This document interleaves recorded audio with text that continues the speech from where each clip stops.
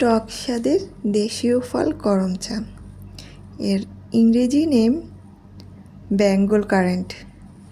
এই গাছটি প্রাকৃতিকভাবেই জন্মে, তবে এশিয়া, আফ্রিকা এবং অস্ট্রেলিয়া মহাদেশে বেশি পাওয়া যায়। আমাদের দেশে গ্রামগঞ্জে দেখা গেলেও শহরে একদমই দেখা যায় না। আটাযুক্ত করম চা গাছ বিষাক্ত হলেও এর ফলে রয়েছে নানান ঔষধি গুণ, উপকারিতা, যা খুবই আমাদের শরীরের জন্য দরকারি।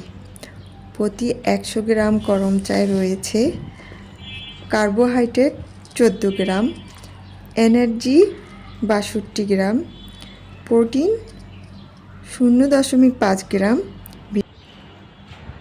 ভিটামিন এ আছে 40 IU, vitamin C 38 milligram, riboflavin 0.1 milligram, niacin 0.2 milligram, iron 1.3 milligram, potassium 260 gram, copper 0.2 milligram. তাই এটা কিন্তু আমাদের রাতের জ্বর, সেটার জন্য খুবই উপকারী। যাদের রাতে জ্বর হয় তাদের এই ফলটা মাঝে মধ্যে খাওয়া উচিত। আর মৌসুমি সর্দি জ্বর সারাতেও এটি বেশ সাহায্য করে। কৃমিনাশক হিসাবেও এটা খুবই উপকারী। চোখের দৃষ্টির জন্য অনেক উপকারী করম চা। ইদানিং শোনা যাচ্ছে হৃদরোগ উপশম করে এই ফলটি।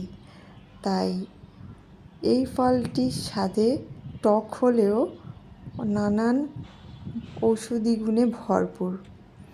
আমরা এই ফলটিকে আগে মাঝে মধ্যেই বাজারে দেখতাম, ইদানিং খুব কমই পাওয়া যায়।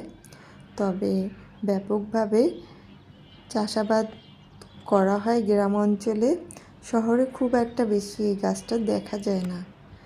আর করম চা যখন প্রথম ফুল থেকে বের হয় সবুজ রঙের হয়, পরে এটি আস্তে আস্তে ম্যাজেন্টা এবং এক পর্যায়ে এসে ডিপ খয়েরি আকার কালার ধারণ করে।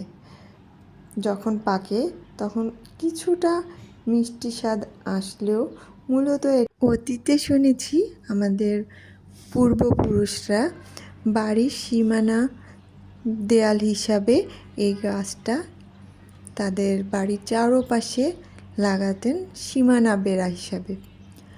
আর এখন আমরা মূলত শহর অঞ্চলে বাড়ির ছাদে লাগাতে পারি বড় টবে। এটা দেখতে যেমন সুন্দর আর উপকারীও অনেক।